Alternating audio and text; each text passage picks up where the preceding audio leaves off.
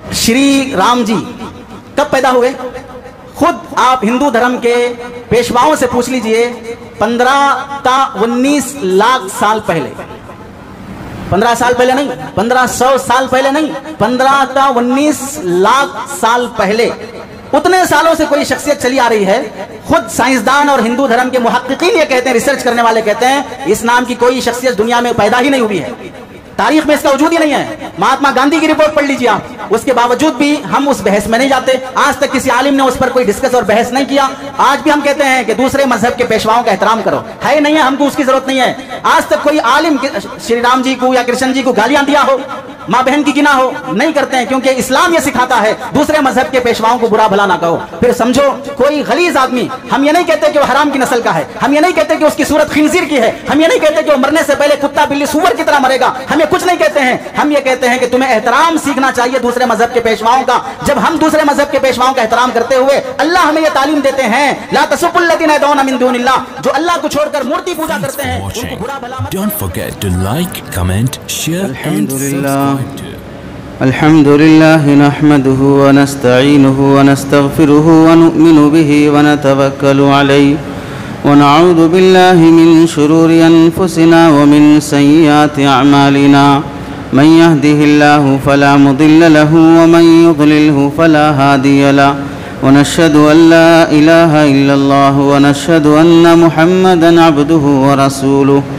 अम्मा बादु फ़क़द क़ाल अल्लाहु तबारक व तआला फ़िल क़ुरआनिल मजीद वल फ़ुरक़ानिल हमीद अऊज़ु बिल्लाहि मिनश शैतानिर रजीम बिस्मिल्लाहिर रहमानिर रहीम व इज़ा नादैतुम इलस सलाति इत्तख़ज़ूहा हुज़ुवन व लईबा ज़ालिका बिअन्नहुम क़ौमुन ला यअक़िलून व क़ाल अन्नबिय्यु सल्लल्लाहु अलैहि वसल्लम अल-मुअद्दिनून अतवलुन्नासि अअनाक़न यौमल क़ियामह औ कमा क़ाल अन्नबिय्यु सल्लल्लाहु अलैहि वसल्लम अल्लाहुम्मा सल्लि अला सय्यिदिना मुहम्मदिन व अला आलि सय्यिदिना मुहम्मदिन व बारिक व सल्लिम अल्लाहुम्मा सल्लि अला सय्यिदिना मुहम्मदिन व अला आलि सय्यिदिना मुहम्मदिन व बारिक व सल्लिम अल्लाहुम्मा सल्लि अला सय्यिदिना मुहम्मदिन व अला आलि सय्यिदिना मुहम्मदिन व बारिक व सल्लिम।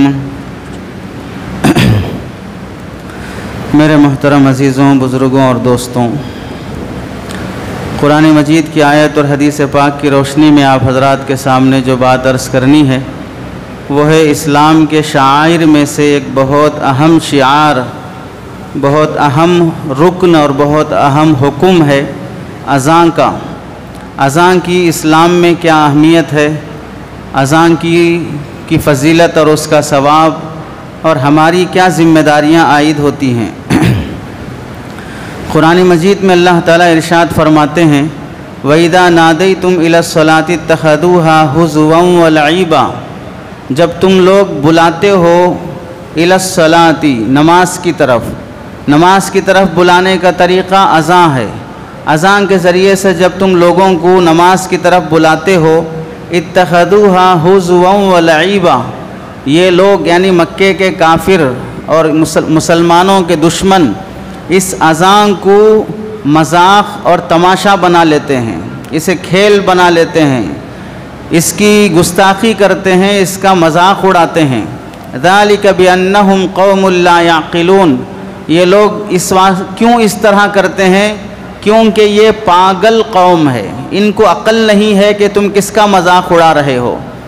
छोटे मोटे आदमी का मजाक उड़ाया तो वो बदला नहीं ले सकता, लेकिन बड़े आदमी का मजाक उड़ाया तो हड्डी फसली एक कर देगा। अल्लाह रब्बुल इज़्ज़त की किसी हुक्म की अगर तुम मजाक उड़ाओगे तो फिर मरने से पहले जो ज़िल्लत का अज़ाब शुरू होगा वो फ़िरऔन और क़ारून के साथ जहन्नम में हशर होगा। एक लंबा सिलसिला चलेगा अल्लाह की तरफ से पकड़ का। तो जो लोग पागल किस्म के हैं, ना उन्हें अंजाम का डर होता है, ना अज़ाब का खौफ होता है, इसलिए ये लोग अज़ान का मजाक उड़ाते हैं। दूसरी आयत में अल्लाह ताला फरमाते हैं, वमन अहसनु क़ौलन मिम्मन दआ इलल्लाह, उससे बेहतर उससे अच्छा कौल किसका होगा, उससे अच्छी बात किसकी होगी? दा इलल्लाह, जो अल्लाह की तरफ बुलाए। نماز کی طرف بلانا، اللہ کے حکم کی طرف ہی بلانا ہے۔ وَعَمِلَ صَالِحًا، اور اچھے کام خود بھی کرے، اللہ کی طرف دعوت بھی دے اور خود بھی اچھے کام کرے۔ وَقَالَ إِنَّنِي مِنَ الْمُسْلِمِينَ، اور یہ کہنے لگے کہ میں فرما برداروں میں سے ہوں، یعنی میں اللہ کی طرف بلاتا بھی ہوں اور میں اللہ کی مانتا بھی ہوں۔ ایسے انسان کی بات سے بہتر کس کی بات ہو سکتی ہے؟ سورہ فصلت کی اس آیت کے تحت میں علماء نے لکھا ہے، جہاں دین کے کسی کام کی طرف، نماز کی طرف، روزے کی طرف، زکوٰۃ، حج کی طرف، نیک کاموں کی طرف دعوت دینا عبادت ہے، وہیں سب سے بڑی عبادت کسی مؤذن کا اذان کے لیے بندوں کو بلانا، یہ سب سے بڑی عبادت ہے۔ سب سے بڑا داعی پوری دنیا کا وہ مؤذن ہے، سب سے بڑا داعی پوری دنیا کا وہ مؤذن ہے۔ گھر گھر جا کر دین کی دعوت دینے والے احباب بھی داعی ہیں، ان سب سے بڑا داعی مؤذن ہے جو 5 وقت روزانہ اللہ کے حکم پر سنت کے مطابق اذان دے رہا ہے اور پورے بندوں کو، داعیوں کو بھی بلا رہا ہے مسجد آنے کے لیے، نافرمانوں کو بھی بلا رہا ہے، شرابیوں کو بھی بلا رہا ہے۔ اس کی دعوت دعوت تامہ ہے، اس کی دعوت دعوت عامہ ہے، سب کے لیے ہے دعوت اور مکمل دعوت ہے۔ اس میں شہادتین بھی ہے، اللہ اور اس کے رسول کی گواہی بھی ہے، نماز کی طرف بھی دعوت ہے، توحید کی بھی دعوت ہے، رسالت کی بھی دعوت ہے۔ ان سب چیزوں کی طرف یہ داعی ہے جو مؤذن اذان کے ذریعے سے داعی بن رہا ہے۔ حدیث میں اللہ کے نبی علیہ السلام فرماتے ہیں، ان اللہ و ملائکتہ یصلون علی الصف المقدم، اللہ اور اس کے فرشتے پہلی صف میں نماز پڑھنے والوں پر سلام بھیجتے ہیں، پہلی صف میں نماز پڑھنے والوں پر رحمت نازل کرتے ہیں، اللہ بھی اور اللہ کے فرشتے بھی۔ والمؤذن، اور اذان دینے والے پر اللہ اور اس کے فرشتے رحمت نازل کرتے ہیں۔ یغفر لہ بمد صوتہ، مؤذن کی اللہ مغفرت فرما دیں گے جہاں تک اس کی آواز پہنچتی ہے، مائک کے ذریعے سے جہاں تک اس کی آواز پہنچے گی گویا اتنے گناہ اللہ اس کے معاف فرما دیتے ہیں۔ وَيُصَدِّقُهُ مَنْ سَمِعَهُ مِنْ رَطْبٍ وَيَابِسٍ وَلَهُ مِثْلُ أَجْرُ مَنْ صَلَّى مَعَهُ، اس کی اذان اگر کوئی درخت سنے گا، کوئی پہاڑ سنے گا، کوئی چٹان سنے گا، وہ سب لوگ کل قیامت کے دن مؤذن کی گواہی دیں گے کہ ہاں یہ مسجد کی اذان دیتا تھا، یہ نیک بندہ تھا۔ انسان، جنات، درخت، چٹان، پتھر سب مؤذن کی اذان کی گواہی دیں گے، حتیٰ کہ آپ علیہ السلام فرماتے ہیں مؤذن کی اذان سن کر جو لوگ نماز پڑھنے کے لیے آتے ہیں انہیں اپنی نماز کا ثواب ملے گا، مؤذن کو سب نمازیوں کا ثواب ملے گا۔ کتنا بڑا مقام ہے اذان دینے والے کا۔ یہاں پر جو لوگ اپنے آپ کو شریف سمجھتے ہیں ان شریف زادوں کو یہ سمجھ لینا چاہیے، پیسے لے کے اذان دے رہے ہیں کیا ثواب ملے گا، پیسے لے کے اذان دے رہے ہیں کیا ثواب ملے گا۔ اگر یہی سوال ہے پیسے لے کے حج عمرے پہ ٹریولز والے لے جا رہے ہیں تو ہم ان کو حج پہ لے جانے پہ کیا ثواب ملے گا، پیسے لے کر قرآن شریف بیچا جا رہا ہے تو قرآن بیچنے پر کیا ثواب ملے گا، پیسے لے کر مسجد کے کنسٹرکشن کے لیے سیمنٹ، اینٹ، گارا، مٹی، چونا، فیان، قالین یہ سب چیزیں مفت میں دینے کے لیے کسی کے والد محترم بازار میں بیٹھے ہوئے نہیں ہیں، سب پیسے لے کر ہی دیتے ہیں، تو ان کو یہ سب لگانے پر کیا ثواب ملے گا۔ جس طرح دین کے دوسرے کاموں پر پیسہ خرچ ہوتا ہے ثواب بھی ملتا ہے، اسی طرح مؤذن کو ثواب بھی ملتا ہے، اسے اجر بھی ملتا ہے۔ بالکل اسی طرح مؤذن اور امام کا مقام ہے، جیسے حضرت موسیٰ علیہ السلام چھوٹے بچے تھے، دودھ نہیں پی رہے تھے، فرعون کے محل میں تھے، حضرت آسیہ انہیں دودھ پلانا چاہ رہی تھیں تو بعد میں دودھ پلانے والی کی تلاش کی گئی، حضرت موسیٰ علیہ السلام کی ماں ہی کا دودھ پینے کے لیے حضرت موسیٰ راضی ہوئے، حضرت موسیٰ علیہ السلام کی والدہ دودھ بھی پلا رہی تھی اور فرعون کے دربار سے انہیں سیلری بھی مل رہی تھی، جیسے حضرت موسیٰ کی والدہ کو دودھ پلانے کا ثواب بھی ملا اور فرعون کے دربار سے سیلری بھی ملی، ویسے ہی مؤذن اور امام کو ثواب بھی ملتا ہے، سیلری بھی ملتی ہے۔ ہر جگہ مفت میں کام کرنے والا ہی مخلص نہیں ہوتا ہے، ہر جگہ اب اپنا جان اپنا مال اچھی چیز ہے، لیکن اس سے یہ الزام نہیں دیا جا سکتا کہ پیسہ لے کر کرنے والے یہ مخلص نہیں ہو سکتے ہیں۔ اگر یہ مخلص نہیں ہو سکتے تو پھر دنیا کا کوئی نیک کام کرنے والا مخلص نہیں ہو سکتا ہے۔ اس واسطے اخلاص دل کا عمل ہے، اخلاص نیت سے تعلق رکھتا ہے، اخلاص پیسے سے تعلق نہیں رکھتا ہے۔ تو کسی کی سیلری لینے نہ لینے پر اس کی نیت پر حملہ نہیں کیا جا سکتا۔ تو کیا یہ گارنٹی دے سکتا ہے کوئی آدمی کہ بغیر پیسے کے جو نیک کام کر رہا ہے وہ مخلص ہے؟ پھر تو حدیث میں جو جہاد میں جا رہا تھا وہ کون سے پیسے لے کے جہاد میں جا رہا تھا؟ وہ اللہ کی خاطر ہی تو جان شہید کر رہا تھا، پھر مجاہد کو جہنم میں ڈالنے کی بات کیوں آئی؟ وہ تو پیسے نہیں لیا ہے، نیت اندر سے خراب ہو گئی ہے، چاہے پیسہ لو یا نہ لو، پیسہ لینے کا تعلق نیت سے نہیں ہے۔ اس لیے مؤذن کو جو اذان کا ثواب ملتا ہے، امام کو جو امامت کا ثواب ملتا ہے، سیلری ملنے نہ ملنے پر کوئی فرق نہیں پڑتا ہے۔ دوسری حدیث میں اللہ کے نبی علیہ السلام فرماتے ہیں المؤذنون اطول الناس عناقا یوم القیامہ، اذان دینے والے لوگوں کی کل قیامت کے دن گردنیں بہت اونچی ہوں گی۔ کیوں گردنیں اونچی ہوں گی؟ مسلم شریف کی حدیث ہے۔ پہلی وجہ یہ ہے کہ اللہ تعالیٰ حشر کے میدان میں پورے انسانوں کو جمع کریں گے، پورے انسانوں میں جس کو بڑا بنا کر دکھانا چاہتے ہیں، اللہ تعالیٰ ان مؤذنوں کو بڑا بنا کر دکھانے کے لیے، ممتاز دکھانے کے لیے، سب میں الگ دکھانے، ورائٹی طور پر دکھانے کے لیے ان کی گردنیں اونچی کر دیں گی تاکہ سب سے یہ لوگ ممتاز بن کر دکھیں۔ دوسری وجہ یہ ہے جب مؤذن اذان دیتا ہے اس کی اذان پر ہزاروں نیکیاں حدیث میں اللہ کے نبی نے فرمائی ہیں۔ حشر کے میدان میں ہر بندے کو اپنے اعمال کی فکر پڑی ہوگی، نیکیوں اور گناہوں کے حساب کتاب کا غم کھا رہا ہوگا۔ مؤذن کو اللہ اتنا سکون دیں گے، وہ گردن اونچی کر کر کے دیکھ رہا ہوگا میرا ثواب کہاں ہے، میری نیکیاں کہاں ہے۔ یہ بتانے کے لیے اللہ کے نبی نے فرمایا کہ مؤذن کی گردن اونچی ہوگی کیونکہ وہ اس کی نیکیاں دیکھنے کی فکر میں رہے گا، عذاب کا اسے کوئی خوف نہیں رہے گا۔ یہ کتنا بڑا انعام ہے حشر کے میدان میں آدمی کو سکون مل جانا۔ تیسری وجہ علماء نے لکھی ہے جو بندہ غلط کام کرتا ہے دل میں ڈرتے رہتا ہے، شرمندہ رہتا ہے، سر جھکا کے چلتا ہے، چہرہ نہیں دکھاتا کیونکہ وہ کرائم کیا ہوا ہے، اور جو کرائم نہیں کرتا ہے وہ نڈر رہتا ہے، سینہ تان کے رہتا ہے، سر اٹھا کے رہتا ہے۔ مؤذن کل قیامت کے دن اپنے کسی عمل سے شرمندہ نہیں ہوگا، وہ ٹھاٹ سے رہے گا اور سر اٹھا کر رہے گا، اور دوسرے لوگ شرمندہ رہیں گے اپنی حرکتوں کی وجہ سے جو اسے تکلیف پہنچائے اور ستائے ہیں۔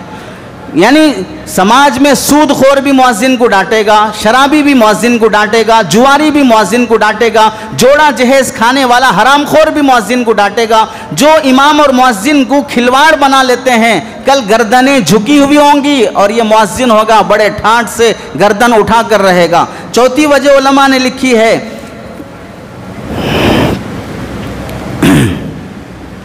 کل قیامت کے دن اتنی سخت گرمی ہوگی کہ بندے اپنے پسینے میں شراب پر اور ڈوبتے رہیں گے، جو جتنے گناہ کرے گا اتنے پسینے میں ڈوبا ہوا ہوگا۔ اللہ کے نبی فرماتے ہیں اس کی گردن اونچی ہوگی تو مطلب یہ ہوا کہ یہ گردن تک ڈوبا ہوا نہیں رہے گا، اس کی گردن اونچی ہی رہے گی بہر صورت۔ یہ اس کے لیے بشارت ہے کہ گناہوں کی وجہ سے جو ڈوبے ہوئے رہیں گے مؤذن کو یہ مقام ملے گا کہ پسینے میں کل قیامت کے دن ڈوبنے کا عذاب اسے نہیں دیا جائے گا۔ پانچویں وجہ یہ لکھی ہے مؤذن بلاتا ہے تو لوگ آتے ہیں، تو بلانے پر آئے ہیں، بلانے والا بڑا ہوتا ہے، سردار ہوتا ہے۔ آپ اپنے گھر میں دعوت کھلانا چاہتے ہوں، آپ ذمہ دار ہیں تو دعوت کھلائیں گے۔ 8 سال کا بچہ پورے محلے کو دعوت دے رہا ہے ٹافی کھلانے کے لیے، کوئی قبول نہیں کرے گا، ذمہ دار ہی بلاتا ہے۔ تو گویا کہ بلانے والا سردار ہوا، آنے والے اس کے حکم پر آ رہے ہیں نماز پڑھنے کے خاطر، اس لیے سردار کی گردن اونچی رہتی ہے کل قیامت کے دن۔ اللہ تعالیٰ گویا کہ مؤذن کو کل قیامت کے دن حشر کے میدان میں سرداری کا مقام عطا کریں گے گردن اونچی کر کے۔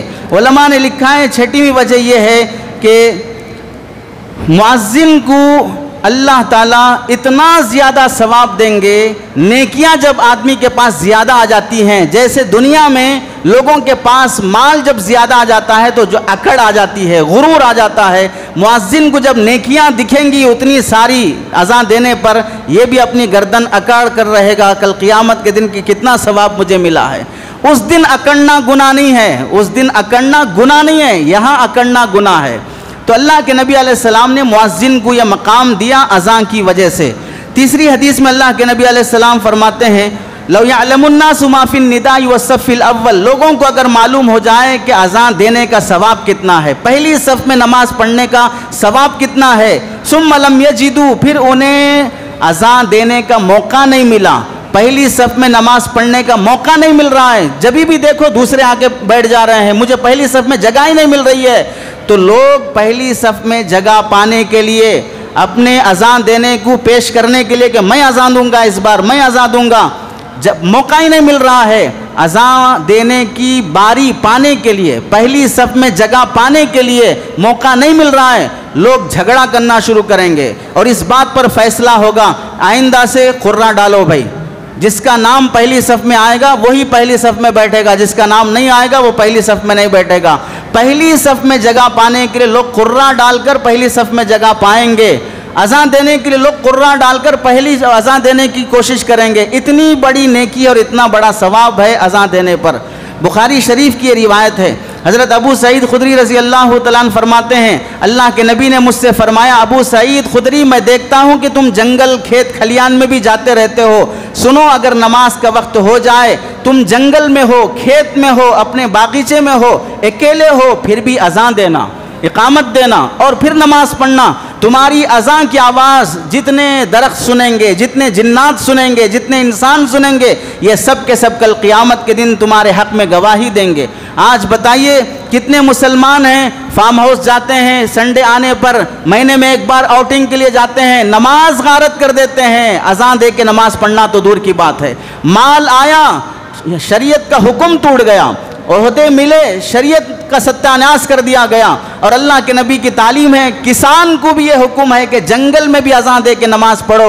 آپ بتائیے کرونا وائرس میں کتنے شریف زادے تھے جو کرونا کی وجہ سے نماز کو مسجد نہیں آ سکے، قانون کی وجہ سے اپنے گھر میں اپنی فیملی کو لے کر اذان دے کر انہوں نے نماز پڑھی ہو، نمازیں غارت کر دیے، جبکہ گھر میں فل ٹائم تھا، نہ جاب تھی، نہ نوکری تھی، نہ کوئی بزنس تھا، خالی گھنٹے انٹرنیٹ پر اتنا فالتو دیکھا گیا۔ کرونا کے دنوں میں جتنا نیٹ یوز ہوا ہے پوری تاریخ میں اتنا انٹرنیٹ کبھی یوز نہیں کیا گیا ہے۔ سب سے زیادہ بے حیائی کرونا وائرس میں ہوئی، گھروں میں بیٹھ کر لوگ عیاشی کے مناظر دیکھ رہے تھے، گندی فلمیں دیکھ کر اپنا وقت ضائع کر رہے تھے، اذان دینا تو دور کی بات، نماز اس کی بھی توفیق نصیب نہیں ہوئی ہے۔ اللہ کے نبی فرماتے ہیں ثلاثۃ علی کسبان المسک یوم القیامہ، کل قیامت کے دن اللہ تعالیٰ تین لوگوں کو جنت سے پہلے نور کے اور خوشبو کے ٹیلوں پر بٹھا کر رکھیں گے، تین لوگوں کو یہ مقام ملے گا۔ پہلا آدمی کون ہے؟ رجل اما قوما وهم به راضون، پہلا وہ شخص جو لوگوں کی امامت کرے اور لوگ اس سے راضی رہیں، اسے کل قیامت کے دن نور کے ممبر پر بٹھائیں گے۔ اس میں کیا اشارہ ہے؟ امام بننے کے بعد لوگوں کو راضی کرنا بہت مشکل کام ہے، نور کے ممبر پر بٹھانا ایسے ہی نہیں ہوگا، پبلک کو راضی بھی کرنا پڑے گا، اور پبلک ایسی ہے کہ اگر 90 سال نہیں 900 سال بھی مل جائے پھر بھی پبلک امام سے راضی ہونے والی نہیں ہے، ہر کسی کو کسی کی بات چپتی ہی رہے گی، امام کی کوئی ادا، خطیب کی کوئی بات اٹکتی ہی رہے گی، گلے کی ہڈی بن کر رہے گی۔ اس واسطے راضی رہنا پبلک کا بہت مشکل کام ہے۔ اسی واسطے فقہا نے کہا راضی رہنے کا مطلب یہ ہے تم شریعت کو فالو کر رہے ہو پھر بھی لوگ ناراض ہیں، بھاڑ میں جائیں، کوئی حساب کتاب نہیں ہے۔ ہاں تم اگر شریعت کے خلاف چلے گئے جس کی وجہ سے پبلک ناراض ہے، مثلا امام داڑھی کاٹ رہا ہے، پبلک ناراض ہے، یہ ناراضگی واقعتاً صحیح ناراضگی ہے، ان کو حق ہے ناراض ہونے کا۔ تم امام ہو کر داڑھی کاٹ رہے ہو، امام ہو کر پیجامہ ٹخنے سے نیچے پہن رہے ہو، امام ہو کر شادی بیاہ میں ایسے فنکشنوں میں جا رہے ہو جہاں پر بینڈ باجا ہے، ڈی جے ہے، ویڈیوگرافی ہے، جوڑا جہیز لیا جا رہا ہے، بے پردگی ہے، اب پبلک ناراض ہو رہی ہے۔ واقعتاً صحیح ہے پبلک کا ناراض ہونا، امام کو ایسی منکرات کی جگہ پر نہیں ہونا چاہیے، اس وجہ سے پبلک ناراض ہے تو پھر ٹھیک ہے۔ پبلک کو امام صاحب کا فلاں ٹاپک پسند نہیں آ رہا ہے، پبلک کو فلاں امام صاحب کی قرات پسند نہیں آ رہی ہے، ان کا کرتا پسند نہیں آ رہا ہے، ان کی گاڑی پسند نہیں آ رہی ہے، ان کا چشمہ پسند نہیں آ رہا ہے، ان کا موبائل پسند نہیں آ رہا ہے، ان کا چلنا پسند نہیں آ رہا ہے، یہ سب پسندیدگیوں کا کوئی اعتبار نہیں ہوگا، پسند کرو نہ کرو، کسی کے داماد بننے والے تو نہیں امام صاحب، وہ تو بن چکے ہیں، اس پسند کا کوئی اعتبار نہیں کیا جائے گا۔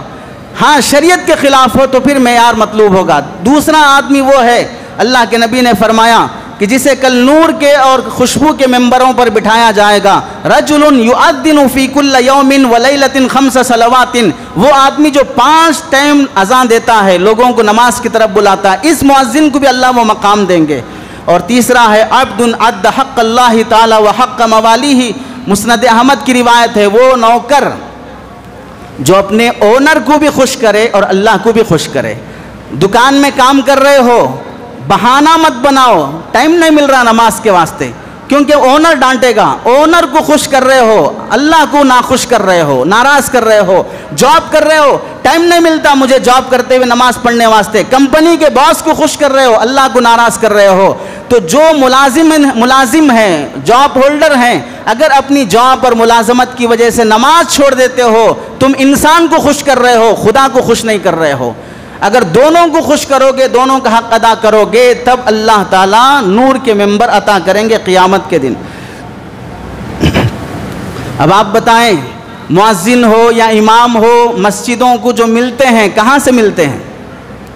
مؤذن کالج میں پیدا کیے جاتے ہیں، امام صاحب کالج میں پیدا کیے جاتے ہیں، مؤذن بھی مدرسے سے ملتا ہے اور امام بھی مدرسے سے ملتا ہے. افسوس کی بات یہ ہے کہ جو خبیث فطرت کے ہوتے ہیں، جو اچھے لوگ ہیں، بااخلاق ہیں، اچھے مزاج کے ہیں، قدردان ہیں، اپنی عذاب قبر کا، عذاب جہنم کا خوف جن کو ہے، وہ لوگ ایک دوسرے کی عزت کرتے ہیں. خاندانی ہونے کا ثبوت ہے، دوسرے کو عزت دو عزت ملے گی، دوسرے کو چھیڑ چھاڑ کرو گے تو پھر عزت نہیں ملے گی. جو اس طرح کے مزاج والے ہیں، نہ مدرسوں کی کوئی اہمیت ان کے نزدیک، نہ مکتب کی کوئی ویلیو ان کے نزدیک، نہ مؤذن کی کوئی اہمیت، نہ امام کی کوئی اہمیت.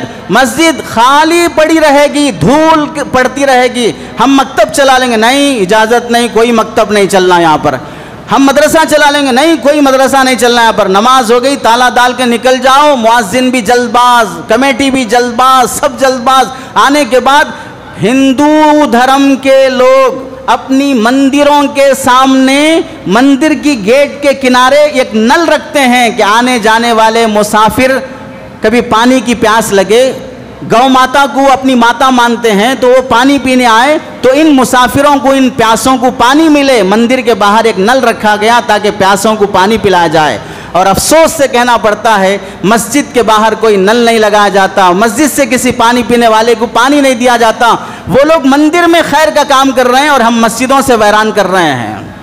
اور پھر کیا مسجدوں پر حملے نہیں ہوں گے؟ مسجدوں کو ڈھایا نہیں جائے گا؟ مسجدوں سے اگر کوئی نل کا پانی اوقاف کا ایسا شروع سے بنا لیا جاتا ہے کہ یہ مسجد کی خاطر بھی ہے اور یہ پبلک کی خاطر بھی ہے، اس نیت سے شروع سے اگر ایسا نظام بنایا جاتا تو جو لوگ ہمارا پانی پیتے ہوں کیا وہ ہم سے دشمنی کریں گے؟ جو لوگ ہمارے اپنی پیٹ کی پیاس بجھاتے ہوں تو ان کے سینے ہم سے جلیں گے. مسجدوں کے اندر ہونے والا خیر جس سے ہم محدود ہوتے جا رہے ہیں، ان سے محبت کرو، اگر نہیں کر سکتے تو کم از کم نفرت بھی نہ کرو، ورنہ انجام بہت برا ہوگا.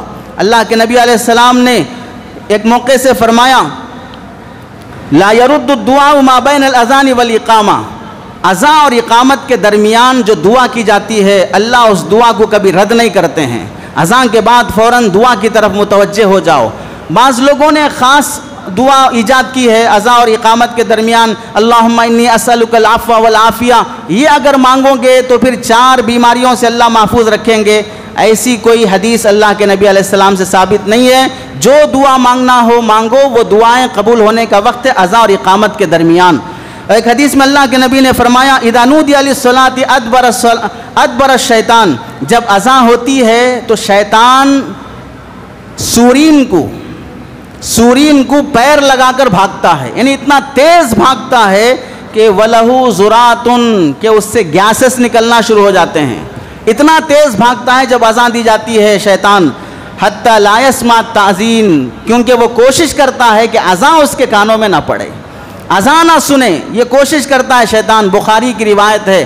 اب اس سے سمجھو اذان سے نفرت شیطان کرتا ہے، اور جو اذان سے نفرت کرتا ہے وہ سب شیطان کی نسل سے ہے، شیطان کی اولاد سے ہوگا، تبھی وہ اذان سے نفرت کر رہا ہے. اور مسلمانوں میں سے جو کوتاہی کرتے ہیں، اذان ہو رہی ہے گانے چل رہے ہیں، اذان ہو رہی ہے قوالی چل رہی ہے، اذان ہو رہی باتیں چل رہے ہیں، اذان سننا نہیں چاہ رہے ہو، گناہ کی بات ہے، گناہ کی بات ہے. اللہ کی آواز تمہارے کانوں میں نہیں پڑ رہی ہے، قوالیاں پڑھ رہی ہیں، گانے پڑھ رہے ہیں، گالیاں پڑھ رہی ہیں، یہ سب سن رہے ہو، 2 منٹ کی اذان کی خاطر آدمی منہ بن کر خاموش اذان کا احترام کرنا نہیں چاہتا ہے۔ اللہ کے نبی علیہ السلام نے ایک موقع سے فرمایا، جب ایک شخص صحابہ اکرام کے ساتھ اللہ کے نبی علیہ السلام تشریف فرماتے، اچانک آواز آئی دور سے اللہ اکبر کی۔ اللہ کے نبی نے سن کر فرمایا علی الفطرہ، یہ فطرت اسلام پر لگ رہا ہے جو بندہ اللہ اکبر کہہ رہا ہے۔ پھر آواز آئی اشہدو ان لا الہ الا اللہ اشہدو ان محمد رسول اللہ، تو آپ علیہ السلام نے سن کر فرمایا خرج من النار، جہنم سے بری ہو گیا، جنت اس کے لیے واجب ہو گئی۔ صحابہ دوڑے کون کہہ رہا ہے، تو دیکھا کھیت میں کسان اذان کا نماز کا وقت ہو گیا تو اپنی کھیتی باڑی چھوڑ کر کھیت کے منڈیر پہ کھڑے ہو کر اذان دے رہا ہے نماز پڑھنے کے لیے۔ اللہ کے نبی علیہ السلام اس کسان کی جنت کی اور جہنم سے بچنے کی اور بشارت اللہ کے نبی علیہ السلام نے سنائی۔ چنانچہ علماء نے لکھا ہے کہ آج مسلمان اگر فارم ہاؤس جاتا ہو، تنہائی میں ہو، سفر میں ہو، گھر میں کسی وجہ سے نماز پڑھنا چاہتا ہو اور محلے کی اذان اسے سنائی نہیں دی تو اسے چاہیے کہ پہلے اذان دے پھر نماز پڑھے۔ ہاں اگر گھر میں ہے، محلے کی آواز آئی اذان کی، دوبارہ پھر اذان دینے کی ضرورت نہیں ہے۔ علماء نے لکھا ہے حدیث میں اللہ کے نبی علیہ السلام فرماتے ہیں اذان کا سننا اور اذان کا جواب دینا کتنی بڑی عبادت ہے۔ من قال مثل هذا یقینا دخل الجنہ، اذان ہوئی، اذان ہوتے ہی اپنی باتیں اور اپنے کام چھوڑ دیا اور پھر اذان کے کلمات سننے کی طرف کان لگا کر سنتے رہا، مؤذن جیسے بول رہا ہے ویسے بولتے رہا، نقل اور کاپی مارتے رہا۔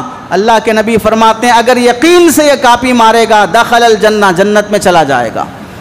کتنا آفر اسلام میں نبی کے صدقے دیا گیا ہے کہ تم اذان پر 5 ٹائم اذان ہوتی ہے، ہم مسلمانوں کو احساس نہیں ہوتا کہ ایک وقت کی اذان تو سنوں کان لگا کر، میرے دل میں اللہ کی وہ باتیں اترے، میرے کانوں میں اللہ کے کلمات اترے، میں اس کا جواب دوں تاکہ مجھے کوئی نہ کوئی اذان کا جواب دینا قبول ہو جائے، اس کی برکت سے اللہ مجھے جنت عطا کر دے۔ ایک حدیث میں اللہ کے نبی علیہ السلام نے ذکر فرمایا، حضرت ابن مسعود رضی اللہ تعالیٰ عنہ فرماتے ہیں، الترغیب کی روایت ہے حدیث نمبر 556، لو کنت مؤذنا، اگر میں مؤذن ہوتا، حضرت ابن مسعود رضی اللہ تعالیٰ عنہ صاحب النعلین والوسادہ، اللہ کے نبی کے اتنے قریب رہنے والے خادم تھے، ہمیشہ اللہ کے نبی کے چپل ہاتھ میں پکڑے رہتے، نبی چپل چھوڑے اٹھا کے سینے سے لگا لیے، کہیں جانا ہے چپل رکھے، پھر اتر گئے فوراً اٹھا کے چپل رکھ لیے، ہمیشہ نبی کے جوتے ساتھ رکھنے والے، نبی کا تکیہ ساتھ رکھنے والے، خادم کی طرح نبی کے ساتھ رہے۔ اللہ کے نبی نے ان کے بارے میں فرمایا من ما حدثکم ابن مسعود فصدقوه، ابن مسعود اگر میرے حوالے سے کوئی بات بیان کرے تو اس کی بات کو سچ مان لو۔ وہ ابن مسعود فرماتے ہیں لو کنت مؤذنا، اگر میں مؤذن ہوتا، ما بالیت ان لا احج ولا اعتمر ولا اجاہد، مجھے کوئی پرواہ نہیں ہوتی، مجھے نفل حج کو جانے کا موقع نہیں مل رہا چونکہ اذان کی ذمہ داری ہے، مجھے عمرے کرنے کا موقع نہیں مل رہا، کوئی پریشانی کی بات نہیں، عمرے نہیں کیا تو نہیں کیا، اذان مجھے مل رہی ہے، اور مجھے جہاد میں جانے کا بھی موقع نہیں ملا تو کوئی پرواہ کی بات نہیں، مجھے اذان کی عبادت مل رہی ہے۔ یعنی نفل حج، نفل عمرے اور نفل حج میں جانا، جہاد میں جانا اگر کسی وقت اختیاری ہو، اس موقع پر میں اذان کی نعمت کو سب سے بڑی عبادت سمجھوں گا۔ یہ حج نفل کا بھی بدل ہے، نفل عمروں کا بھی بدل ہے، اور حج میں جہاد میں اختیاری امور کا بھی بدل ہے۔ اتنی بڑی عبادت ہے اذان کی ذمہ داری مل جانا۔ اگر میں دعوت و تبلیغ میں نہیں جا رہا ہوں لیکن پابندی سے مسجد کی اذان دے رہا ہوں، میں بہت نیک کام میں ہوں، دعوت کا کام میں لگا ہوا ہوں، سارے بندوں کو اللہ کی طرف بلا رہا ہوں۔ یہ سب سے بڑا داعی ہے، جسے جہاد سے بھی افضل، جسے حج، نفل حج اور عمرے سے بھی افضل حضرت ابن مسعود رضی اللہ تعالیٰ عنہ فرماتے ہیں۔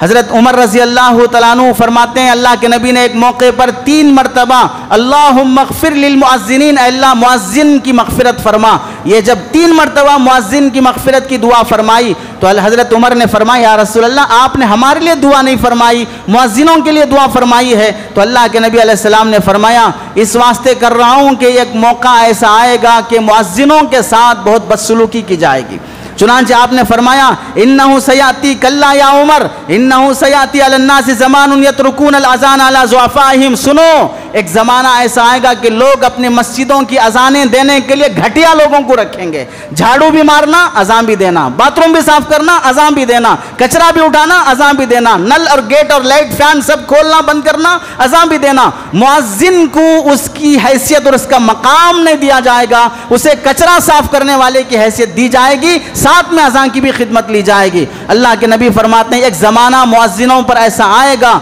सुनो, आप अलैहिस्सलाम फरमाते हैं लुहूमुन हर्रमहल्लाहु अलैहन नार, वो जिस्म जिस पर अल्लाह ने जहन्नम की आग हराम कर दी है, उस जिस्म को जहन्नम की आग छू नहीं सकती है। लुहूमुल मुअज़्ज़िनीन, मुअज़्ज़िनों के जिस्म को जहन्नम की आग नहीं छू सकती। सरकार दो आलम सल्लल्लाहु अलैहि वसल्लम की हदीस है तरगीब और तरहीब, हदीस नंबर 556-66।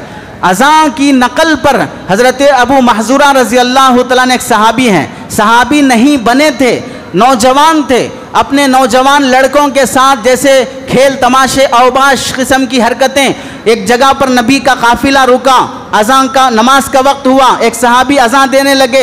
ये बदतमीज़ी जो लड़के करते हैं, इस तरह की हरकतें उस ज़माने के काफिर लड़के भी कर रहे थे, उनमें हज़रत अबी महज़ूरा भी थे। वो भी अज़ान की नकल करने लगे, अज़ान का मजाक उड़ाने लगे। पूरी अज़ान उधर हो रही है, इधर अज़ान का मजाक चल रहा है। हज़रत नबी करीम सल्लल्लाहु अलैहि वसल्लम सुन रहे हैं। अज़ान होने के बाद खीमे से बाहर निकले, साहबा से फरमाया पकड़ के लाओ इन नौजवानों को। सारे नौजवान भाग गए, हज़रत अबू महज़ूरा मिल गए, पकड़ के लाए, कहा बोलो क्या नकल कर रहे थे, क्या मजाक उड़ा रहे थे, थोड़ा बोलो। वो हैबत में आ गए, अल्लाह के नबी ने तसल्ली दी, बोलो जो बोल रहे थे वही बोलो। तो पहली बार अल्लाह अकबर आहिस्ता से बोले। आपने कहा थोड़ा ज़ोर से बोलो, तुम्हारी आवाज़ तो खीमे के अंदर आ रही थी, अब मैं सामने से सुन रहा हूँ, आहिस्ता बोल रहे हो। दूसरी बार आए अशहदु अल्ला इलाहा इल्लल्लाह, एक अल्लाह की गवाही दे, तो आहिस्ता बोले। क्यों? एक अल्लाह को तो नहीं मानते हैं, 360 बुतों को मानते हैं, अब मुंह से नहीं निकल रहा एक अल्लाह। तो अल्लाह के नबी ने और बोलो, जोर से बोलो। अब आई बारी अशहदु अन्ना मुहम्मद रसूलुल्लाह, मैं गवाही देता हूं कि मोहम्मद अल्लाह के रसूल हैं। अब ये तो नहीं बोल सकते चूंकि काफिर थे, मोहम्मद को नहीं मानते थे। अल्लाह के नबी ने फरमाया जोर से बोलो, 2-3 बार बोलने लगाए। इस तरह अज़ा होती गई, पूरी अज़ा हो गई। अब का ठीक है जाओ। तो हज़रत अबू महज़ूरा कहने लगे या रसूल अल्लाह, जब आपने इतनी तस्दीक करा ही ली है अल्लाह एक है, आप अल्लाह के रसूल, आप जाओ कहाँ पर, आप अपना गुलाम बना लीजिए, मुझे कलिमा पढ़ाकर मुसलमान बना लीजिए। वो अज़ान की नकल पर अल्लाह ताला ने उन्हें इस्लाम की दौलत दी और उसी की बरकत से मक्का मुकर्रमा काबतुल्लाह के मुअज़्ज़िन नबी के ज़माने में हज़रत अबू महज़ूरा थे, मदीने के मुअज़्ज़िन हज़रत बिलाल थे, काबतुल्लाह के मुअज़्ज़िन हज़रत अबू महज़ूरा रज़ी अल्लाह तआला अन्हु थे। यह सआदत नसीब हुई अज़ान की बरकत से। अज़ान के मुतालिक लिखा है अज़ान की वजह से अल्लाह ताला बलाएं टाल देते हैं, जहाँ मुसीबतें आती हैं। अब आप बताइए हम और आप कितने गुनाहों से पाक हैं? हम में क्या शराब पीने वाले नहीं हैं, हम में सूदखोर नहीं है, हम में ज़ानी नहीं है, हम में माँ बाप के नाफरमान नहीं है, हम में लोगों की ज़मीनें कब्ज़े करने वाले लुटेरे नहीं हैं, हम में हैकर्स नहीं हैं जो ऑनलाइन तरीके से लोगों का माल हैक करके, गरीबों को फ़ोन करके, कोई लिंक भेजकर, कोई नंबर बताकर, कोई पासवर्ड बताकर हज़ारों रुपए किसी के लूट लिए जाते हो, नहीं हैं। हम में से कितने लोग नहीं हैं जो मुसलमानों के नाम पर कंपनी खोलते हैं, कंपनी में काम करने वाले मुसलमान हैं, उनके नाम भी अभी हैदराबाद में किसी कंपनी का तस्करा आया, 700 करोड़ का तस्करा, 700 करोड़, और सारे के सारे पूरे तेलंगाना से मुसलमानों ने बड़ी शराफत से ले जाके वहाँ पर जमा किया। लाख रुपए जमा करो, माहाना 12,000 रुपए तुम्हें प्रॉफिट मिलेगा। लाख रुपए पे 12,000 प्रॉफिट देने के लिए 12% का प्रॉफिट इंटरेस्ट बैंक देता है तुम्हें, 12% इंटरेस्ट बैंक देता है। बैंक भी नहीं देता है 12% इंटरेस्ट। अगर तुम वहाँ पर फिक्स्ड डिपॉजिट भी करोगे, कोई स्कीम भी खुलाओगे, तो भी हाल ये है कि लोग हिर्स और लालच में घर बेचकर, बैंक से लोन लेकर, बेटी की शादी का पैसा माल बेचकर ले जाकर उन गलीज और खन्नास किस्म के लोगों के हवाले किया। 700 करोड़ रुपए मुसलमानों के लेकर लुटेरा भाग जाता है, कोई पुरसाने हाल नहीं है। क्यों भरोसा करते हो? क्यों अपना पैसा अपने पास नहीं रखते? क्यों पैसा है तो खुद मेहनत करके कुछ नहीं कमा लेते? पैसा है तो कहीं जंगल में जाकर जमीन ले लो, पैसा है तो गोल्ड ले लो। ये दो चीजें بہت قیمتی ہیں، زمین خرید کر رکھو کبھی نقصان نہیں ہوگا، اور سونا خرید کر رکھو۔ حضرت تھانوی فرماتے تھے مرد کے پاس پیسہ ہے زمین خریدنا چاہیے، عورت کے پاس پیسہ ہے سونا خریدنا چاہیے۔ یہ گولڈ ہے، یہ ریڈ گولڈ ہے، وہ بلیک گولڈ ہے، زمین کو بلیک گولڈ کہتے ہیں، کالا سونا ہے زمین، جہاں خرچ کرنا وہاں خرچ نہیں کیا جاتا ہے، بس سلیپنگ پارٹنر بننا چاہتے ہیں، بیل کی طرح سوتے رہیں گے اور وہ گدھے کی طرح محنت کر کے پروفٹ دیتے رہے گا۔ یہ کانسیپٹ جب تک رہے گا اس وقت تک لوٹ مار چلتی رہے گی۔ تو اتنے سارے حرام خور جب سماج میں پائے جاتے ہیں تو کیا اللہ کا عذاب نہیں آئے گا؟ اللہ کے عذاب کو دعوت دینے والے ہر گھر میں موجود ہیں، ہر محلے میں موجود ہیں، ہر بستی میں اللہ کے عذاب کو پکار پکار کر بلا رہے ہیں۔ کیوں نہیں آ رہا اللہ کا عذاب؟ اگر یہ رکا ہوا ہے، مؤذن کی اذان کی برکت ہے، مؤذن کی اذان کی برکت ہے، علماء کی محنتوں کی برکت ہے، معصوم بچوں کے قرآن کی تلاوت کی برکت ہے، جن کی نیکیوں کے صدقے آسمان اور زمین کی بلائیں اللہ تعالیٰ روک کر رکھے ہیں۔ ابن بطوطہ رحمۃ اللہ علیہ نے لکھا ہے، تاریخ ہند میں ان کی کتاب کے حوالے سے لکھا ہوا ہے، عرب ہند کے تعلقات صفحہ نمبر 174 میں، کہ بحر اٹلانٹک کے کنارے عرب کی ایک کشتی ٹوٹ کر جزیرے میں جا پہنچی، پوری بستی غیر مسلموں کی، اور سال میں ایک بار ایسا طوفان آتا کہ بستی پوری کی پوری ہلاک ہو جاتی۔ جو لوگ بھاگ کر کسی اونچی جگہ پر چلے گئے وہ بچ جاتے۔ اگر طوفان سے بچنا ہو تو ان کے پاس ایک رسم تھی، ایک دلہن کو سجا کر لڑکی کو بنا سوار کے تیار کر کے سمندر کے کنارے رکھ دو، صبح اس کی لاش ملے گی، اب طوفان بچ نہیں آئے گا، سارے گاؤں والے بچ جائیں گے۔ ہر سال ایک لڑکی کی بلی دینا پڑتا تھا بچنے کے لیے۔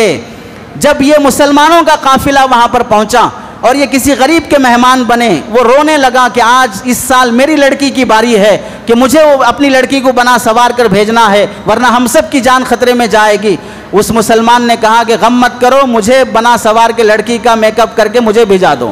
اب یہ مسلمان گئے، جب دیکھا کہ طوفان کشتی کی شکل میں آ رہا ہے تو کھڑے ہو کر اذان دینا شروع کیے۔ جب اشہد اللہ الہ الا اللہ اشہد ان محمد رسول اللہ پہ پہنچے وہ طوفان وہیں سے واپس ہو گیا۔ صبح دیکھے یہ مسلمان زندہ واپس آ رہے ہیں، سارے بستی میں خوشیاں مچ گئی، بادشاہ تک خبر پہنچی۔ بادشاہ نے کہا کہ اگلے سال بھی آپ یہیں رہیں گے، جب طوفان آئے گا تو پھر تم یہ کام کرو گے تاکہ ہماری بستی محفوظ رہے۔ دوسرے سال رہے، پھر اذان دی، طوفان واپس چلا گیا۔ تیسرے سال بھی روک لیا، طوفان آیا پھر واپس ہوا۔ اب انہوں نے مسلمانوں نے کہا کہ اب اس سے زیادہ 3 سال سے زیادہ ہم نہیں رہ سکتے، ہمیں اپنے شہر واپس جانا ہے۔ تو انہوں نے کہا کہ اگر جانا ہی ہے تو وہ منتر ہمیں بتا کے جاؤ کہ آج کے بعد سے ہم وہ پڑھیں گے تو عذاب نہ آئے۔ تو پھر انہوں نے کلمہ پیش کیا، اسلام پیش کیا، ساری کی ساری بستی اسلام میں داخل ہو گئی، پوری بستی اسلام میں داخل ہو گئی اذان کی برکت سے۔ اذان کی وجہ سے اللہ تعالیٰ عذاب ٹلاتے ہیں، لیکن اس کا مطلب نہیں ہے بلاؤں اور مصیبتوں کے موقع پر اذان دینا سنت سے ثابت نہیں ہے۔ کوئی وبا آ گئی، کوئی طاعون کی بیماری آ گئی، کھڑے ہو کے اذان دینا شروع کر دیے۔ صحابہ کے زمانے میں طاعون کی بیماری آئی، کئی صحابہ طاعون کی بیماری میں شہید ہوئے، لیکن صحابہ سے طاعون اور بلا کے موقع پہ اذان دینا ثابت نہیں ہے۔ اذان کی وجہ سے علماء نے لکھا ہے، شاہ عبدالعزیز محدث دہلوی رحمۃ اللہ علیہ، ان کے زمانے میں ایک دہلی میں ایک عورت کا انتقال ہوا، نہ نماز پڑھتی، نہ روزہ رکھتی، نہ تلاوت کرتی، عام قسم کی عورت۔ جب انتقال ہوا، مرنے کے وقت سکرات کی حالت میں کچھ کلمات اس کی زبان سے نکل رہے ہیں، لوگوں کو سمجھ میں نہیں آیا۔ ایک عالم صاحب کو بلائے کہ کیا بول رہی ہے، تو انہوں نے کان لگا کر سنا تو اس کی زبان سے نکل رہا ہے، فَادْخُلِي فِي عِبَادِي وَادْخُلِي جَنَّتِي، میرے بندوں میں داخل ہو جاؤ اور جنت میں داخل ہو جاؤ۔ یہ مولانا پریشان ہو گئے، پوچھا یہ کوئی نیک خاتون تھی؟ کہنے لگے نیک کا، نماز بھی نہیں پڑھتی تھی، روزہ بھی نہیں، تلاوت بھی نہیں، تو پھر کیا عمل تھا کہ اللہ تعالیٰ مرنے پر اس کی جنت کی بشارت سنا رہے ہیں؟ تو وہ لوگ کہنے لگے جب بھی اذان ہوتی سر پہ دوپٹہ ڈال لیتی، اور جو بھی آمنے سامنے ہوتے ڈانٹ کر لکڑی لے کے تنبیہ کر کے کہتی خاموش بیٹھ جاؤ، اذان ہو رہی، اذان سنو پہلے۔ گنہگار ہونے کے باوجود بھی اذان کا اتنا احترام تھا کہ اذان کے موقع پر خود بھی خاموش رہتی، دوسروں کو خاموش کراتی۔ اس نیکی کو اللہ نے ایسے قبول کیا کہ مرنے سے پہلے جنت کی بشارت سناتی۔ آج کتنی خواتین ہیں، ہماری اور آپ کی مائیں اور بیٹیوں کو دیکھ لو، پوچھ لو کبھی گھر جا کر اذان سنے ہو کبھی؟ کتنے سال ہوئے اذان سن کے؟ اذان کا جواب دیے ہو کبھی؟ اذان کے بعد کی دعا پڑھے ہو کبھی؟ میں گارنٹی سے کہہ سکتا ہوں کہ 60% مسلمانوں کے گھر وہ ہوں گے جن کی ماں بیٹیاں کہیں گی کہ اذان سن کے بہت دن ہو گئے ہیں، پوری اذان سن کے، توجہ سے سن کے، اذان کی ریپیٹ کر کے، پھر اذان کا جواب دے کر اس کی دعا پڑھ کے 60% گھرانے ایسے ہوں گے کہ مہینے گزر گئے ہوں گے، نہ اذان سننے کا موقع نہ دعا پڑھنے کا موقع نصیب ہوا ہوگا۔ اور جن خواتین کو یہ نعمت نصیب ہوتی ہے، جن مردوں کو یہ نعمت نصیب ہوتی ہے، اللہ اس عمل کی برکت سے نسلوں کو دین کے لیے قبول کر لیتے ہیں۔ آپ کو معلوم ہے دارالعلوم دیوبند کے بانی حضرت نانوتوی رحمت اللہ علیہ کی گھر والی جب بھی اذان ہوتی، کوئی بھی کام ہو سب چھوڑ کے اذان کا جواب دیتی، اور جب حی علی الصلاح حی علی الفلاح پہ آتی تو آپ وضو کے لیے بیٹھ جاتی کہ اب اللہ بلا رہا ہے نماز کے لیے۔ حالانکہ عورتوں پر جماعت نہیں ہے، وہ دیر سے بھی پڑھ سکتی ہیں، مردوں پر جماعت ہے، لیکن ان کی پابندی اتنی تھی کہ جب اللہ بلایا نماز کے لیے تو اس سے بڑا کام کون سا ہے؟ حی علی الصلاح پہ سب کام چھوڑ کے وضو بنا کر مصلی پہ کھڑے ہو جاتی۔ اللہ نے اس خاندان سے کتنا کام لیا۔ آج دارالعلوم دیوبند کی برکت سے پورے ایشیا میں بلکہ پورے عالم میں علماء اگر پھیلے ہیں، دین کے خدمتیں اور شعبے ہیں، اسی گھرانے کی برکت ہے۔ تو اپنے ان شاعر کا احترام اپنے ذمہ لازم رکھو۔ علماء نے لکھا ہے، امام خلیل بن شاہین رحمت اللہ علیہ لکھتے ہیں، زبیدہ خاتون ہارون رشید کی بیوی جنہوں نے نہر زبیدہ بنایا، بغداد سے لے کر مکہ مکرمہ تک حاجیوں کے لیے پانی سپلائی کیا، کتنا بڑا کارنامہ، ہزاروں سال، 100 سال اس کی وہ نہر چلتی رہی۔ اور پھر دوسرا کام، خود زبیدہ کے محل میں 100 حافظ لڑکیاں ایسی رہتی تھیں، 24 گھنٹے باری باری قرآن کی تلاوت کرتے رہنا، روزانہ تقریباً 100 قرآن مجید اس کے محل میں ختم کیے جاتے۔ اتنا نیکی کا احترام کرنے والی خاتون، انتقال کے بعد کسی نے خواب میں دیکھا، پوچھا اللہ نے کیا معاملہ کیا؟ کہ ایک عمل کی برکت سے بخش دیا۔ کیا عمل تھا؟ اپنی سہیلیوں کے ساتھ بیٹھی تھی، بادشاہ کے گھرانے کی ہے، ملکہ ہے، تھوڑا پیسہ آیا تو دیکھیے لوگ کتنے گدھے بن جاتے ہیں، اور زبان سے نکلتا پترم سلطان بود، میرا باپ بادشاہ تھا، ہم چوں دیگر نیس، میرے جیسا کوئی دوسرا نہیں ہے۔ یہ زیادہ ایٹیٹیوڈ دکھانے والوں کو سن لینا چاہیے۔ بادشاہ کے گھرانے کی ہے، بیٹھی ہوئی سہیلیوں کے ساتھ بات کر رہی ہے، اذان ہوئی فوراً سر پہ دوپٹہ، سہیلیوں سے خاموش ہو جاؤ، اذان ہو رہی ہے۔ معلوم ہوا بادشاہ کے گھروں میں رہنے والی عورتوں کی بھی تربیت کیسی ہوتی تھی۔ آج عام گھرانے کی لڑکیوں کا حال دیکھیں، انہیں اذان آتی ہے، اذان کے بعد کی دعا معلوم ہے، اذان کا جواب معلوم ہے۔ عام گھرانے کی لڑکیوں کا حال دیکھ لیں، کیا ادھر بادشاہ کے گھرانوں کی بیویوں کا عالم دیکھیں۔ اس وقت جو میں نے اذان کو سنا، اس کا احترام کیا، اپنی سہیلیوں کو خاموش بٹھایا، وہ عمل اللہ کو اتنا پسند آیا، اللہ نے فرمایا کہ اس ادب کی وجہ سے میں نے تیری بخشش کر دی ہے۔ تو اذان سننے کا اہتمام، جواب دینے کا اہتمام۔ امام احمد بن حنبل رحمت اللہ علیہ کے متعلق لکھا ہے، ان کے گھر کے سامنے ایک لوہاری رہتا تھا، لوہا کا کام کرنے والا، ہمیشہ امام احمد بن حنبل کا کام دیکھتا، کتنے بڑے امام ہیں، فقیہ ہیں، محدث ہیں، دین کا کتنا بڑا کام کر رہے ہیں، عالم اپنے کام میں لگا ہے، اس سے بڑی خدمت کسی شعبے کی نہیں ہو سکتی ہے۔ ہر شعبے کو پانی علماء سے ملتا ہے۔ آپ بتائیے، تزکیہ ہو، خانقاہیں ہوں، وہاں پر دل کی اصلاح کرنے کے لیے کون سی حدیثیں پیش کریں گے، کون سی آیتیں پیش کریں گے، کون سی وعیدات پیش کریں گے، وہ سب علماء کی محنتوں سے ملتے ہیں۔ آپ تبلیغ میں جاؤ، تبلیغ کے فضائل، دین، نماز، روزہ، ذکر، حج کے فضائل، یہ سب کہاں سے ملیں گے؟ علماء مرتب کر کے بتائیں گے، وہ کتابیں دیں گے، تبھی جا کر یہ کام بن سکتے ہیں۔ اگر کسی کو علماء نے حرکتوں کی وجہ سے غلط قرار دے دیا، پھر کوئی مائے کلال اسے صحیح بھی کر لے، وہ صحیح نہیں ہو سکتا ہے، چونکہ ترجمانی وارثین انبیاء کو ملی ہے۔ اگر کوئی لائر اور جج کوئی کسی لا کے بارے میں ڈیفینیشن بیان کر دے، پھر کوئی کسان اٹھ کر یہ کہے، مچھلی مارکیٹ میں مچھلی بیچنے والا یہ کہے کہ نہیں اس کا مطلب یہ نہیں ہے، یہ ہے، کوئی نہیں سنے گا۔ میڈیکل میں ڈاکٹر کی سنی جاتی ہے، عدالت میں لائر اور جج کی سنی جاتی ہے، اور قرآن حدیث میں علماء کی سنی جاتی ہے۔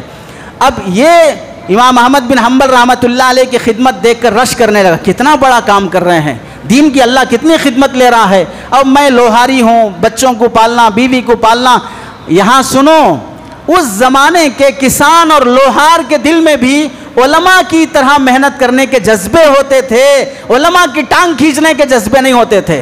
نہیں چلنا مکتب یہاں پر، نہیں چلنا مدرسہ یہاں پر، پورے لوگ دیکھ رہے ہیں آپ کیا کر رہے ہیں، آپ کے بچے کیا کر رہے ہیں، آپ کے علماء کیا کر رہے ہیں، ابزر کر رہے ہیں کیا غلطیاں نکال رہے ہیں۔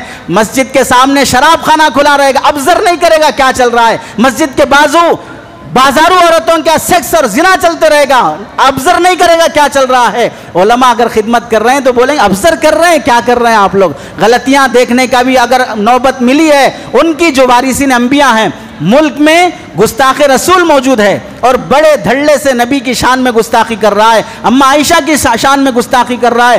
آپ یہ سمجھو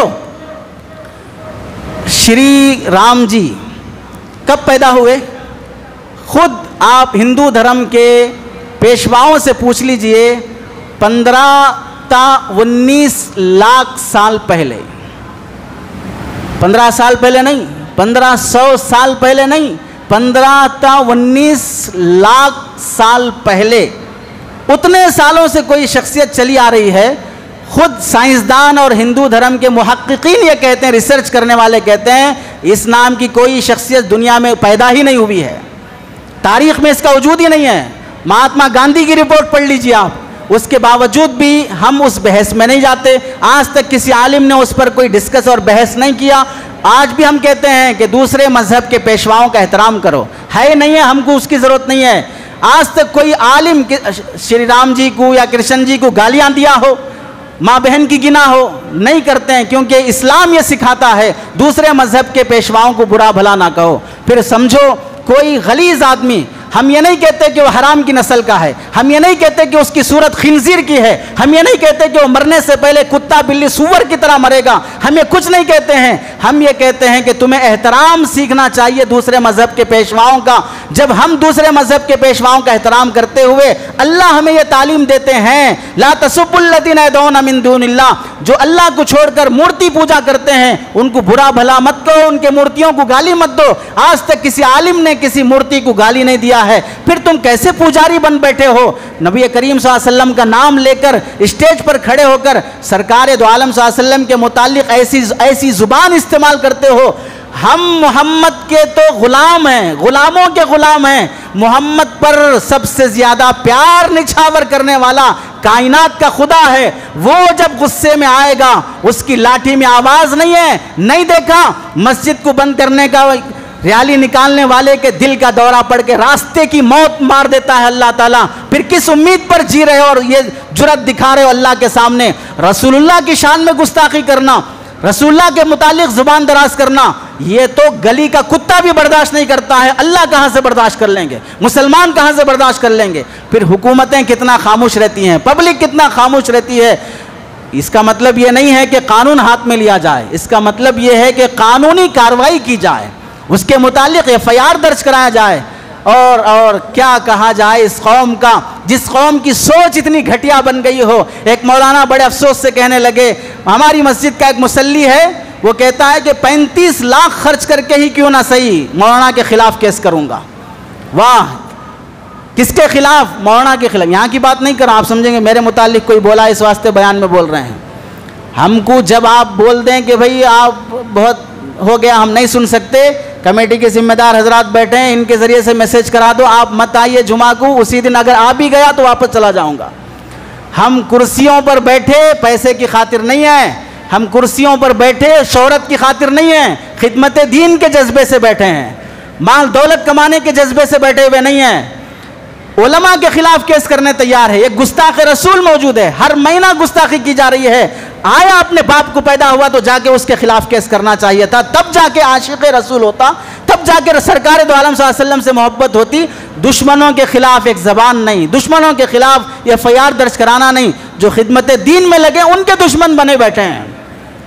اور یہ بندہ لوہاری ہے، امام احمد بن حنبل کو دیکھ کے رشک کرتا ہے، کاش میں بھی ان کے جیسا خدمت کرتا، کاش مجھے ان کی خدمت کی توفیق مل جاتی، کتنا نیک کام کر رہے ہیں۔ یہ رشک اسے ستاتے رہتا۔ اور پھر جیسے ہی مسجد کی اذان ہوتی، لوہا ہتھوڑا اٹھایا، اذان کی آواز کان میں پڑی، اب نہیں مارتا بلکہ بازو رکھ دیتا اور کہ اللہ بلایا ہے، میں کچھ نہیں کر رہا ہوں، کم از کم اتنا تو کام کر لوں کہ اللہ بلاتے فوراً اذان کے جواب پہ چلے جاؤں۔ جب یہ نماز کے لیے اذان سنتے ہی دوڑتا۔ مرنے کے بعد کسی نے خواب میں دیکھ کے پوچھا اللہ نے کیا معاملہ کیا؟ کہنے لگا امام احمد کے درجے کے نیچے اللہ نے مجھے درجہ دیا، میرے سے اوپر امام احمد ہے، ان کے نیچے میں ہوں، یہ مقام کس وجہ سے؟ میں ان کو دیکھ کر دعا دیتا تھا، میں ان کو دیکھ کر رش کرتا تھا، کتنا اچھا بندہ ہے، کتنا نیک کام کر رہا ہے، یہ لوہاری کی ادا بھی اپنا لو، مغفرت ہو جائے گی۔ اس لوہار کے جیسی دل پیدا کر لو علماء سے محبت کا، چاہے گناہ کتنے بھی ہو رہے ہوں، توبہ اور استغفار کے ساتھ ایسی ادائیں رہیں گی تو اللہ کا در کھلا رہے گا مغفرت اور جنت کا۔ اذان کے متعلق گستاخی کرنا، بے ادبی کرنے کی اجازت نہیں ہے۔ اذان کے متعلق لکھا ہے علماء نے آداب میں اذان سنتے ہی دعا پڑھو۔ کیا دعا ہے؟ اشہدو ان لا الہ الا اللہ وحدہ لا شریک لہ واشہدو ان محمدا عبدہ ورسولہ رضیت باللہ ربا وبالاسلام وبمحمد رسولا وبالاسلام دینا۔ یہ دعا اذان سنتے ہی کوئی پڑھ لے گا، اللہ اس کے سارے گناہ صغیرہ معاف کر دیتے ہیں۔ حدیث میں اللہ کے نبی نے فرمایا سنتے ہی یہ دعا پڑھے۔ پھر جب اذان شروع ہو گئی، اذان میں مؤذن جیسے کہہ رہا ویسے کہتے جاؤ۔ پھر جب شہادتین پر پہنچے، اشہدو ان لا الہ الا اللہ اشہدو ان محمد رسول اللہ، یہاں بھی وہی کہو جو مؤذن کہتا ہے۔ بہت سے لوگ یہاں آنے کے بعد صلی اللہ علیہ وسلم صلی اللہ علیہ، ارے اذان میں صلی اللہ علیہ وسلم کچھ نہیں ہے، اذان میں درود نہیں ہے، نہ اذان سے پہلے ہے نہ اذان کے بیچ میں ہے، اذان کے بعد درود شریف ہے، اذان کے بعد درود شریف ہے۔ اذان میں اشہدو ان محمد رسول اللہ مؤذن کہنے پر کوئی درود نہیں۔ اور بعض ہمارے بھولے بھائی ایسے بھی کرتے ہیں کہ درود پڑھ کے آنکھوں کو لگاتے ہیں۔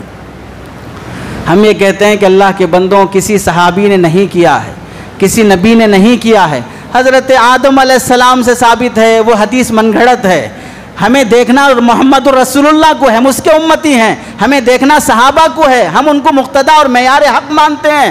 اور عجیب بات ہے کہ ہمارے بھائی کہتے ہیں ہر بات حدیث میں ہونا ضروری ہے، کھیر پوری کھانا حدیث میں ضروری ہے، حلوہ مانڈا کھانا حدیث میں ہونا ضروری ہے۔ تھوڑی تو شرم کرو، خود کو جب عاشق رسول کہتے ہو، کیا عاشق رسول نبی کے عمل کے علاوہ کوئی اور عمل کرے گا؟ عاشق رسول کہتے ہو تو تم نبی کی سنت کو چھوڑ کر کوئی اور نیا دین پیدا کرو گے۔ عشق رسول کے دعوے اور پھر حدیث جب پیش کی جائے گی تو کہو کہ ہر چیز حدیث میں ہونا ضروری ہے، مطلب حدیث کی کوئی اہمیت ہی نہیں رہی۔ پھر ایک جا کے جامعہ نظامیہ سے پوچھ لیجئے حدیث میں کون سی چیزیں ہونا ضروری ہے اور کون سی چیزیں ہونا ضروری نہیں ہے۔ دنیا کی استعمال کرنے والی چیزوں کا ثبوت حدیث میں ہونا ضروری نہیں ہے، جس کو دین سمجھا جائے گا وہ حدیث میں ہونا ضروری ہوگا۔ اسی وجہ سے جب حضرت ابن عمر رضی اللہ تعالیٰ عنہ کے سامنے ایک بندے نے چھینک آئی، چھینک آنے پر کہا الحمدللہ والسلام علی رسول اللہ، تو حضرت ابن عمر نے کہا تمیز سے رہو، یہاں پر صرف اللہ کے نبی نے ہم کو سکھایا الحمدللہ علی کل حال، بس اس کے آگے نہیں سکھایا ہے۔ تو آپ بتائیے والسلام علی رسول اللہ یہ سلام ہے کہ نہیں ہے؟ اللہ کے نبی پہ درود ہے کہ نہیں ہے؟ وہ چھینک آنے پر درود پڑھ رہا ہے تو حضرت ابن عمر ڈانٹ رہے ہیں اسے۔ ابن عمر سے بڑے عاشق ہو گئے کوئی، ابن عمر کیوں درود پڑھنے سے ڈانٹ رہے ہیں؟ تو لوگ کہتے ہیں درود کے خلاف ہیں، درود کے گستاخ ہیں، نبی کے گستاخ۔ ارے درود کے خلاف نہیں ہیں، درود بھیجا پڑھنے کے گستاخ ہیں۔ اگر ایسا ہی ہے تو پھر ہم کہتے ہیں اذان سے پہلے سورہ فاتحہ پڑھو، زور سے مائک میں سورہ فاتحہ پڑھو، پھر اس کے بعد اذان دو۔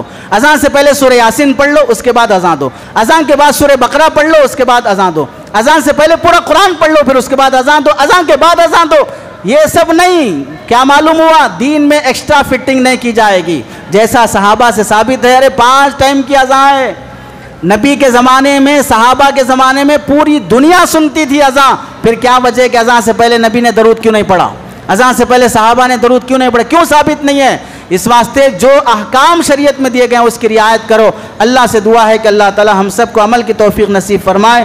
آمین وآخر دعوانا الحمدللہ رب العالمین۔